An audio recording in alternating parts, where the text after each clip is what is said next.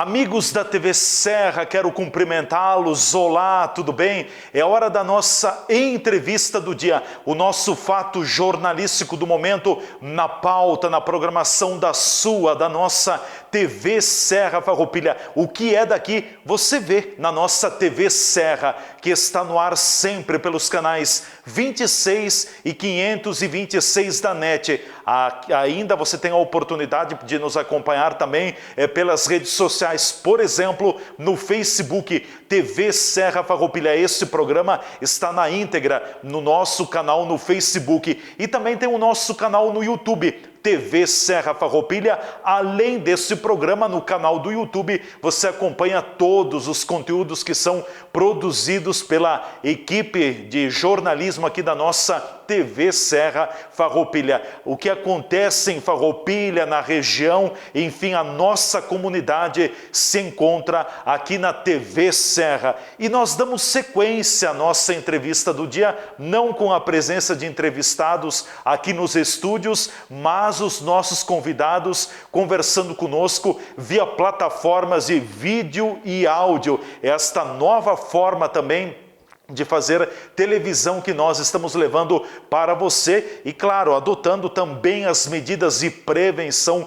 de cuidados ao coronavírus. Hoje nós vamos conversar com o promotor da primeira promotoria do Ministério Público de Farroupilha, o Dr. Ronaldo Lara Rezende. Em pauta um assunto muito importante e muito bom para Farroupilha. O município de Farroupilha é um dos 4 municípios do estado do Rio Grande do Sul em que o Ministério Público está destinando recursos de um fundo do próprio Ministério Público para a compra de leitos de UTI em hospitais do estado. E Farroupilha vai receber mais de R$1.700.000 deste fundo que é do Ministério Público, então, para a compra dos leitos, para a estruturação desses leitos junto ao Hospital Beneficente São Carlos. O repasse do valor vem por meio da Secretaria Estadual da Saúde. E por isso o promotor Dr. Ronaldo Lara Rezende conversa conosco a partir de agora por meio da tecnologia do Skype também, e traz mais informações sobre esse assunto. Promotor, uma boa notícia para Farroupilha, o Ministério Público destinando por meio desse fundo, então, recursos para a estruturação de leitos aqui no nosso hospital. Prazer falar com o senhor, doutor Ronaldo. Bom, Leandro, na realidade funciona assim, esse fundo, tá, só para deixar claro assim, o recurso não é do Ministério Público, na verdade é um fundo de recuperação de bens lesados, sendo que o grosso, digamos assim, do que há nesse fundo é oriundo de termos de ajustamento de conduta feitos com o Ministério Público e com outros órgãos também, e multas, condenações decorrentes de ações civis públicas que na sua maioria são também propostas pelo Ministério Público. Então, nesse fundo, ele acaba sendo gerido ali pelo Ministério Público e existe um conselho, tá certo, que decide para onde o dinheiro vai. E nesse conselho você tem representantes do governo, representantes, por meio das secretarias, representantes da sociedade civil e 3 promotores de justiça. Então, no caso específico, esse aqui do São Carlos, foi um projeto apresentado pela Secretaria Estadual de Saúde e o relator do caso foi o meu colega, que é promotor em Porto Alegre, o Daniel Martini. Então, ele, diante da peculiaridade do caso, da excepcionalidade do caso, ele votou, inclusive, pela dispensa de algumas formalidades, que são exigidas em procedimentos, assim, em situações normais, para que esses leitos viessem para cá. Então, o voto dos 3 colegas lá, que foram acompanhados pelos demais, no sentido de destinar esses leitos para 4 cidades. E Farroupilha, no caso, foi contemplada com essa verba aí, que dá aproximadamente R$1.700.000 para a compra dos 10 leitos. Os leitos ainda não vieram para cá, Na verdade, agora há uma necessidade da Secretaria de Saúde providenciar isso, a Secretaria Estadual, e a gente sabe também que há uma certa dificuldade no momento como esse, Não sei como é que está a questão dos equipamentos para serem adquiridos. Certo. Bom, na verdade, o valor virá para o município de Farroupilha por meio de um repasse feito pela Secretaria Estadual de Saúde, é isso? Da Secretaria Estadual de Saúde. Não sei se aí você, assim, a questão se vai mandar a verba ou de fato a compra dos leitos já vai ser feita especificamente pela Secretaria Estadual da Saúde, essa informação eu não tenho, mas que é para compra de 10 leitos completos, no caso, né, com monitor, com tudo, aí seria para justamente, e esses leitos, até tinham me perguntado sobre isso esses dias, como ficaria a questão assim, se depois que passasse esse problema com o coronavírus, se os leitos seriam devolvidos. Não, os leitos ficam para o hospital, tá? São leitos que vão ficar permanentes. Sim, é para ficar. Não é uma coisa assim só durante esse problema do coronavírus. Os leitos vindo, né, vindo para cá, eles ficam independente de passar esse problema que nós estamos vivendo aí, os leitos ficariam no Hospital São Carlos, que aí passaria a ter 20 leitos de UTI e não 10 como atualmente. Certo. Essa boa notícia da vinda desses 10 leitos por meio desse fundo do Ministério Público Estadual foi um pedido que partiu do senhor promotor, conhecendo a realidade da saúde aqui no nosso município? Não, não foi, Leandro. Na realidade, foi um projeto da Secretaria Estadual de Saúde, né? Eu fui comunicado desse fato por meio dos meus colegas de Porto Alegre, porque na realidade a gente pode até fazer o pedido, mas qual é o procedimento? O procedimento é que as entidades que precisam se habilitam, tem editais que são publicados e tudo. Então, se eu, por exemplo, ligasse lá e fizesse algum pedido, isso não ia ter efeito nenhum, sendo bem sincero contigo. Só que nesse caso, mesmo as entidades não tendo se habilitado especificamente para esse caso específico, os meus colegas que votaram lá, o Daniel Martini, inclusive, foi o relator, entenderam, olha, a situação é muito excepcional, então vamos dispensar, inclusive, publicação de edital, tudo, para poder já contemplar essas cidades com esses leitos. E o critério utilizado para a escolha das cidades foi feito pela Secretaria Estadual da Saúde, que apresentou o projeto. Perfeito. Bom, promotor, no meio dessa pandemia que nós estamos vivendo, enfim, muitas pessoas estão preocupadas com a questão do coronavírus. O Ministério Público localmente aqui já tem recebido alguma demanda, algum pedido das pessoas também? É possível, entre aspas, já se tirar uma febre local ou não? Olha, Leandro, na realidade, assim, o que acontece?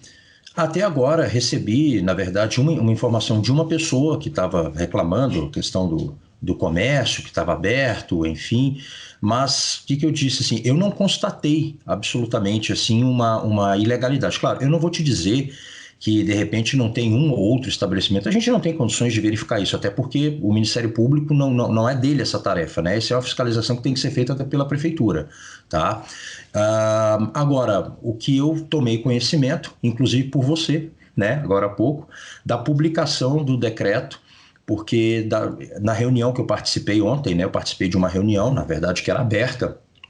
Essa reunião foi portas abertas, ali no salão da prefeitura, e foi dito ontem, né, que o decreto seria publicado hoje ou, no máximo, amanhã. Então, eu ainda não conheço o teor do decreto, porque você hoje de manhã cedo que me avisou, né, que esse decreto tinha sido publicado. Então, eu vou atrás para poder ler, ver quais são os critérios que foram adotados ali para o comércio poder voltar a funcionar. Inclusive, o senhor havia feito algumas ponderações ao próprio decreto também, solicitando mais testagem aqui para o município. É isso, doutor Ronaldo? Na realidade, assim, Leandro, só para contextualizar, existe uma sugestão do Procurador-Geral de Justiça, que é o chefe da minha instituição, Fabiano Dallazem, no sentido de que fossem recomendados, né, fossem feitas recomendações aos prefeitos para que os prefeitos seguissem fielmente o decreto estadual que veda a abertura do comércio. A análise feita pelo Procurador-Geral de Justiça, o Fabiano Dallazem, não é no sentido de entrar no mérito se deve fechar, se deve abrir, qual a medida mais correta. É puramente jurídica. Ele entende que, a partir do momento que existe um decreto estadual, o município, por meio do prefeito, não poderia fazer um decreto municipal destoando do estadual, a menos que fosse para mais restrições, mas não para liberações.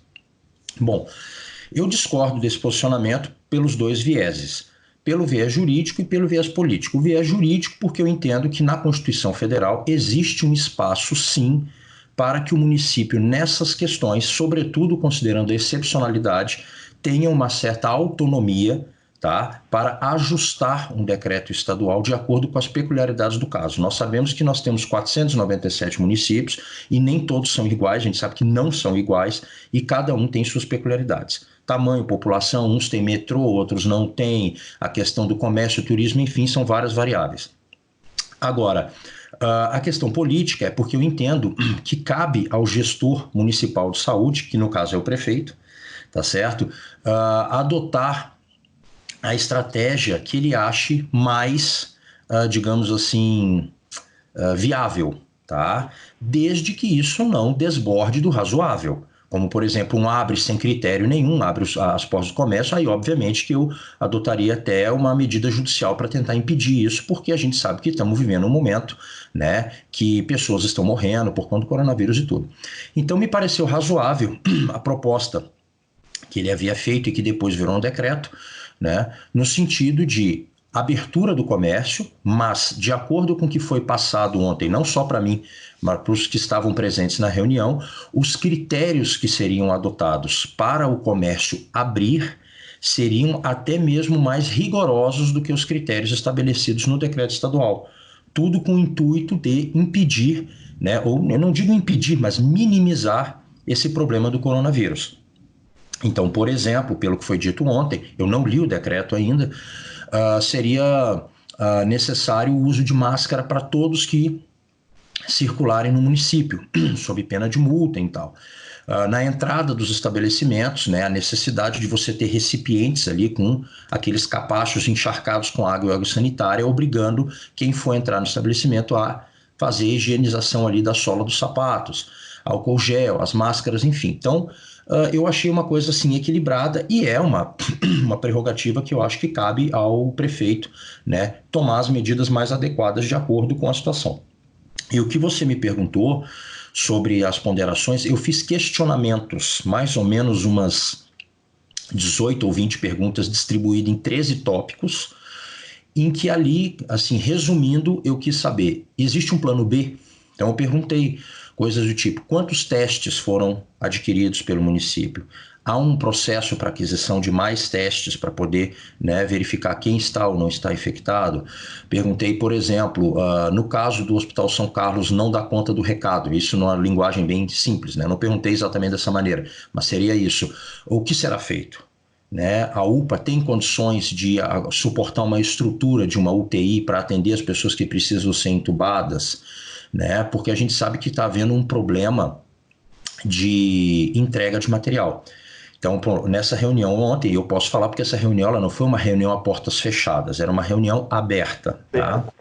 A Janete do Hospital São Carlos mesmo disse que os respiradores que foram comprados, inclusive com essa contribuição que teve, né, dos munícipes, né, que arrecadaram um valor grande, o hospital arrecadou um valor bom, na realidade eles já foram comprados, mas o prazo de entrega é 90 dias. Tá certo? Então, assim, as pessoas têm que entender que a situação exige muitos cuidados, porque não basta você dizer assim, o Ministério Público lá, né, votou a favor da liberação de 10 leitos de UTI para o Hospital São Carlos. Todo mundo, poxa, notícia ótima, é ótima mesmo, mas os leitos não estão aqui. Tá? Então, exatamente, foram comprados respiradores. O pessoal, então tem respirador? Não, os respiradores não chegaram. E pelo que foi pontuado ontem pela Janete, o prazo de entrega seria 90 dias. Não sei se esse prazo começou a correr a partir de quando, né? Ou desde quando, melhor dizendo. Mas a gente tem pelo menos aí uns 70, 80 dias para receber esses equipamentos. Então, a gente tem que se cercar de alguns cuidados, porque esses questionamentos vêm justamente para entender, bom, se isso começar a dar errado, o município tem um plano B, um plano de contingência para poder rapidamente adotar medidas, porque assim, Leandro, a gente vê que o mundo inteiro, né, está confuso em relação ao que deve ser feito. A OMS estabeleceu uma regra, mas a partir do momento em que a coisa começou a ser discutida, vários outros especialistas também defendem um outro lado. Então hoje você não tem, eu vejo muitas vezes alguns políticos irem para a TV dizer, existe uma unanimidade, existe um consenso. Não existe, isso aí é fraude. Uma coisa é hegemonia, outra coisa é unanimidade, não são expressões sinônimas. Você tem uma corrente hegemônica de pensamento, né, capitaneada pela OMS no sentido de que deve fazer um isolamento horizontal, ponto e acabou. Agora, existem especialistas, né? Existem médicos, infectologistas, enfim, economistas, porque isso é uma questão multitemática, não envolve só a questão da saúde, né? Já defendendo e mostrando argumentos muito fortes também para um outro lado, que não seria só essa a opção para combater ou tentar combater o coronavírus ou minimizar os riscos. Então, com o passar do tempo, a coisa vai se ajustando, estudos vão sendo feitos, medicamentos aí que estão sendo desenvolvidos. Então, acho que a gente não pode tolher os políticos que foram eleitos de tentar apresentar algumas propostas razoáveis para tentar minimizar o problema dos dois lados, né? Essa é a minha visão. Perfeito, nós vamos fazer uma breve pausa aqui na nossa entrevista do dia hoje, conversando com o promotor da primeira promotoria do Ministério Público de Farroupilha, o doutor Ronaldo Lara Rezende. Na volta a gente retoma a conversa e vamos colocar na pauta também um assunto que está repercutindo na imprensa aqui em Farroupilha, um pedido encaminhado ainda no começo desta semana pela administração municipal junto ao Tribunal de Contas do Estado do Rio Grande do Sul para que seja revogada a suspensão da compra e também dos pagamentos da plataforma de saúde para o município de Farroupilha, a plataforma Mais Vida para o município. A gente volta em seguida e o promotor vai comentar sobre esse assunto. Fiquem ligados aqui na entrevista do dia. Juntos nossa gente sonha, juntos nossa gente cresce. Juntos nossa gente educa, nossa gente inova e se fortalece. Acreditamos na cooperação e na força da cocriação para gerar uma conexão entre sonho e realização. Fazer o bem por nossa região e ser agente da transformação. Plantar, construir e caminhar, então todos juntos na mesma direção. Sicredi Serrana, juntos nossa gente vai mais longe. Não, velho, tá difícil pra ler esse jornal, tô enxergando muito pouco, minha velha. Eu preciso me comprar uns óculos, minha velha. Mas vai lá no Mercadão dos Óculos.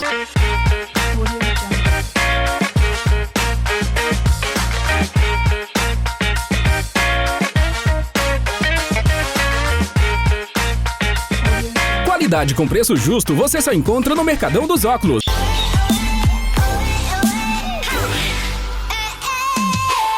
Olha, velho, que coisa linda que tá passando por aí. Bonita. Rede de óticas Mercadão dos Óculos, Farroupilha, na Júlio 852.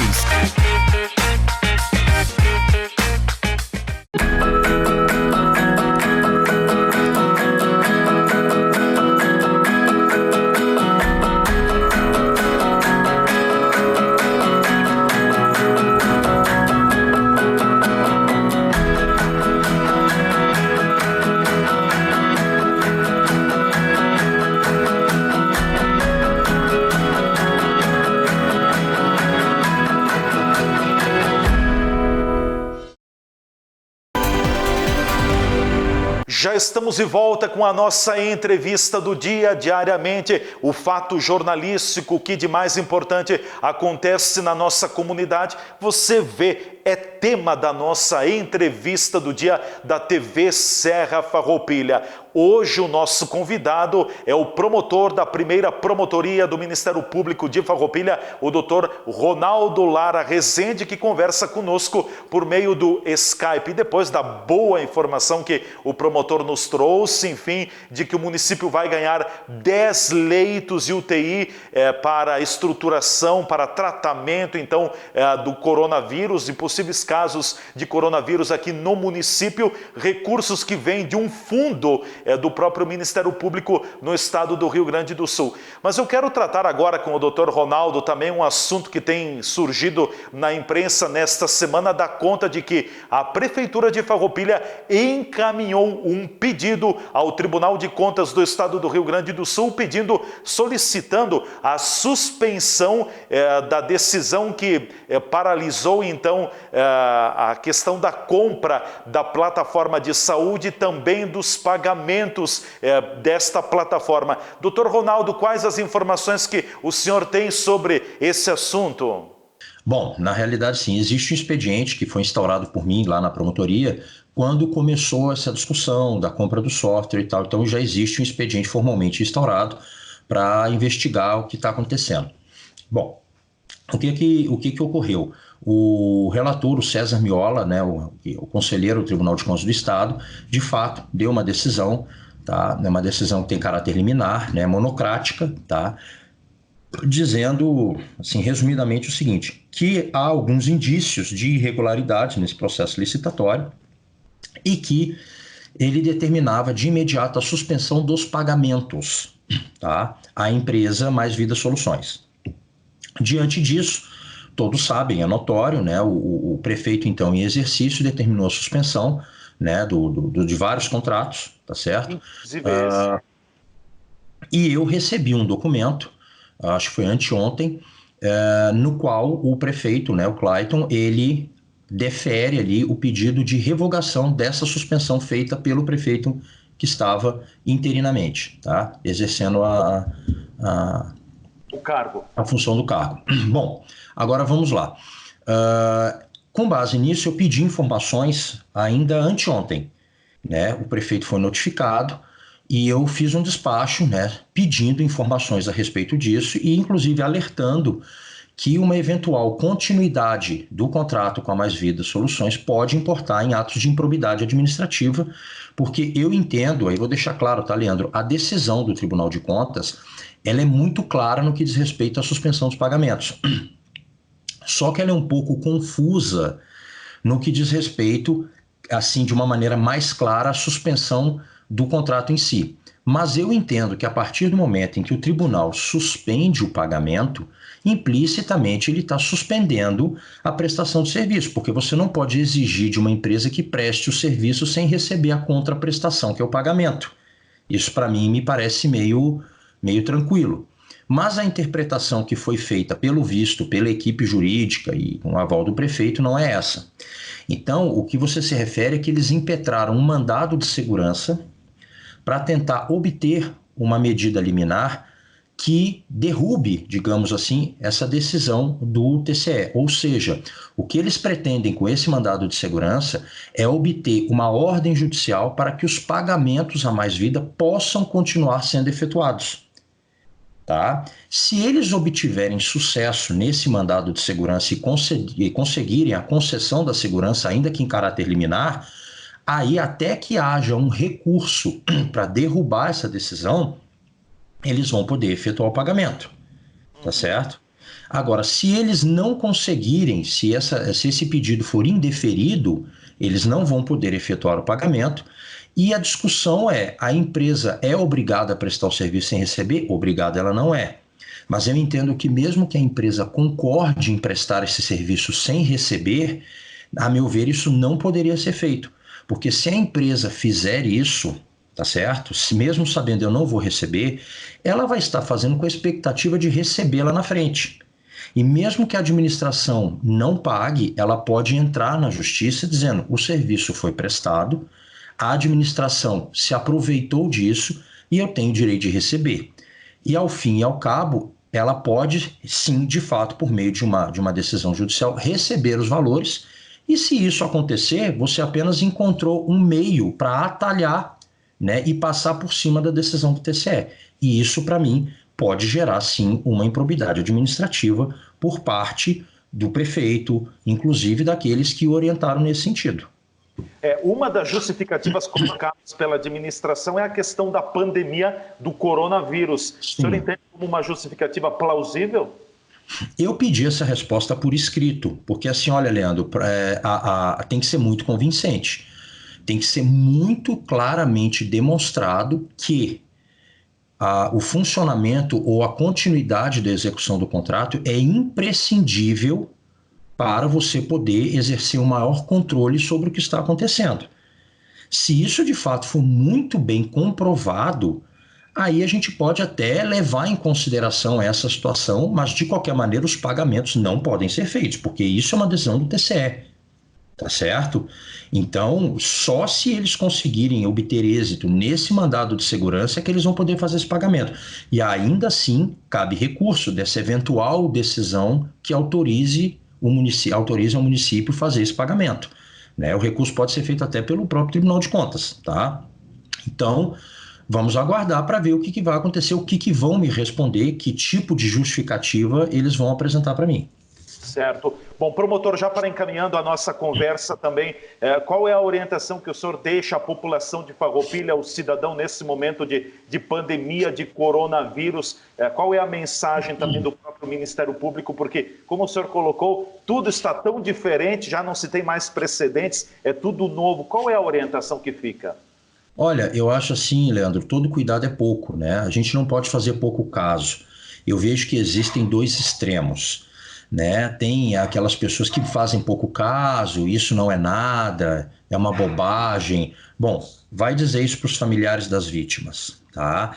Às vezes parece muito simplório você dizer, vai morrer 0,5%, vai morrer 0,3%, mas se forem os seus familiares, você não ia querer que isso acontecesse. Tá? Então nós estamos falando apenas de dados estatísticos, nós estamos falando de pessoas, né? É um pai que morre, é um filho, é um irmão, é um arrimo de família, então isso daí não pode ser simplesmente simplificado dessa maneira assim aritmética. O que eu acho bem saudável discutir é se as medidas que estão sendo tomadas são proporcionais à gravidade do problema. Aí sim, é absolutamente legítimo que isso seja discutido. Que tipo de medida? Isolamento, liberação. Mas a mensagem que fica é, tente se cuidar ao máximo, respeite, né, os critérios que vão estar no decreto, que eu repito, eu ainda não o li, vou fazer isso agora, já vou atrás desse decreto para poder dar uma olhada, né, higienizar as mãos, todas aquelas recomendações que são passadas pelos médicos, né, pelos especialistas que entendem do assunto, né, tente cuidar ao máximo, né, da higiene, o lavar as mãos, o lavar o rosto. Eu costumo lavar não só as mãos, mas lavar o rosto também, né, lavar o nariz, a boca, os olhos com sabonete, o máximo de vezes possível, né, e cuidar muito porque se por um lado pode não ser essa coisa toda que estão dizendo, por outro a gente não pode subestimar, porque bem ou mal nós já passamos aí, se não me falha a memória, de 600 mortes, tá, e como eu digo, né, falar assim, aqui no Brasil 600 mortes para um país de 200 e poucos milhões, isso não é nada. Eu pergunto assim, não é nada, mas eu pergunto, se fosse teu pai, se fosse a sua mãe, se fosse seu filho, a sua irmã, você, né? Então a gente tem que também parar com essa história de ficar só olhando o gráfico, né? Então assim, se a medida de isolamento que levará certamente à quebradeira econômica, já está acontecendo isso, é proporcional, bom, vamos discutir isso. E por isso que eu, Ronaldo, entendo, né, como promotor aqui, que não pode ser admitido uma coisa simplesmente assim, fecha tudo, não se discute mais, ponto, todo mundo aceita, não. Se aparecer uma opção que pareça viável, tomando todos os cuidados, né, para que se minimize o estrago que já aconteceu em vários lugares, está acontecendo e vai continuar acontecendo por um tempo, me parece bem razoável. Tá? O que eu não concordo só é com essa questão assim, ao político é obrigatório seguir a determinação da OMS. A OMS não manda no mundo, a OMS faz recomendações. Ela não tem o poder de ditar qual medida será adotada em determinado país, estado ou município, considerando as peculiaridades do caso. Então a gente também não pode olhar para a OMS como a OMS fosse um deus, que nunca erra, que sabe tudo, que decide tudo, porque frequentemente, quando não é do interesse de alguns países, recomendações da ONU, não importa qual organismo que seja, tá, são ignoradas e muitas vezes fundamentadamente. Então, acho que a recomendação da OMS é importante no que diz respeito aos cuidados que devem ser tomados. Agora, no que tange o posicionamento de isola e fecha todo o comércio, eu acho que a gente não pode simplesmente deixar de questionar até que ponto isso é ou não é proporcional. Essa é a minha visão. Então, o senhor defende o equilíbrio entre o próprio isolamento, enfim, um cuidado à vida e também a atividade econômica. Ponto de equilíbrio reservados todos os protocolos de cuidado e de higiene. Exatamente, Leandro, porque quando você fala só em economia, também tem um outro lado. Muita gente acha que você, preocupado só com dinheiro. Gente, o dinheiro é essencial até para você sobreviver. E mortes ocorrem também quando a economia é destroçada. As pessoas também têm que pensar nisso. Então você tem pessoas aí que não têm dinheiro para pagar a conta de luz. Tá? Da mesma forma que eu digo, pense você que minimiza o problema se fosse o seu pai que tivesse morrido, mas também tem que ver o outro lado. Pense você, se você fosse um pai né, de trabalhador que perdeu o emprego e não tem condições de pagar a conta de luz, vê seu filho chorando com fome, tem um filho deficiente que precisa de terapia, você não tem condições de pagar, é uma situação dramática também. A gente não pode fechar os olhos para esse tipo de situação.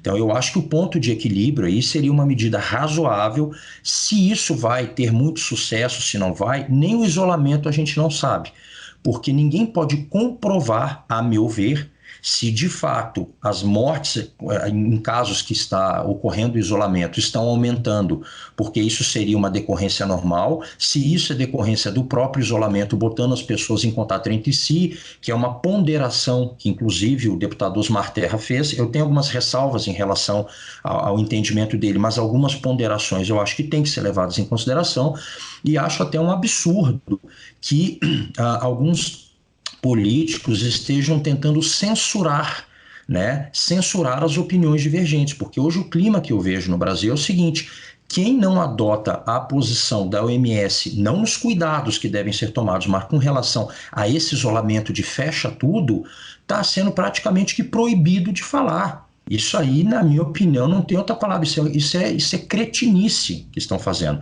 porque você impede a discussão para tentar se chegar, de repente, a um equilíbrio ou até demonstrar alguns pontos falhos numa eventual posição de isolamento.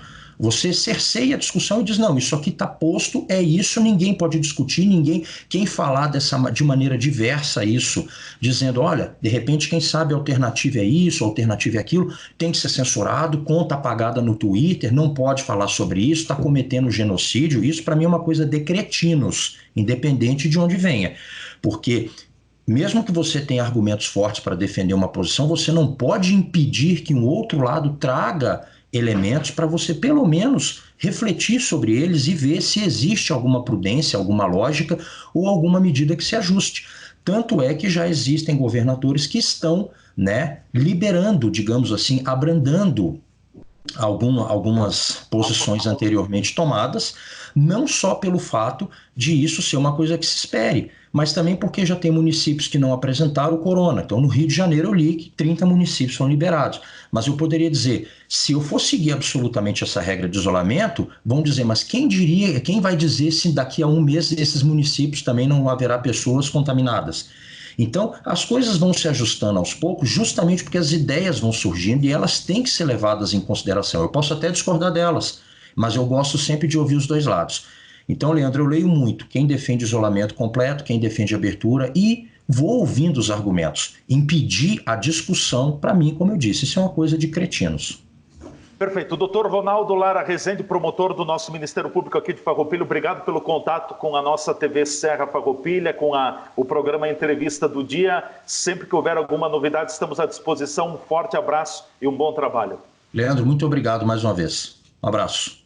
Perfeito, obrigado, doutor Ronaldo Lara Rezende, promotor da primeira promotoria do Ministério Público aqui de Farroupilha, em contato com a gente via Skype, trazendo a informação também, os fatos do momento na promotoria que está sob seu comando, a primeira promotoria do MP do Ministério Público de Farroupilha. E desta forma nós vamos chegando ao final da nossa entrevista do dia de hoje. Quero agradecer a todos vocês que nos acompanharam em mais uma edição do nosso programa. Muito obrigado por vocês estarem com a TV Serra. É cada vez maior a audiência da nossa TV Serra, que ainda não completou um ano. Logo, logo estaremos entrando no mês de um ano da TV Serra Farroupilha. O mês de maio é o mês de aniversário da nossa TV Serra. E o nosso compromisso é sempre com o jornalismo, com o telejornalismo, a informação, proporcionando à comunidade a manifestação das diversas correntes, opiniões, pensamentos, enfim, aqui a pluralidade de pensamentos está presente. Nós não queremos empurrar goela abaixo nenhuma opinião, nenhuma informação, enfim, o nosso objetivo é sermos agentes da informação e reportarmos, retratarmos o que acontece no município de Farroupilha e também pela nossa região. A todos vocês que nos acompanharam, o meu muito obrigado, um forte abraço e até a nossa próxima entrevista do dia, aqui na TV Serra.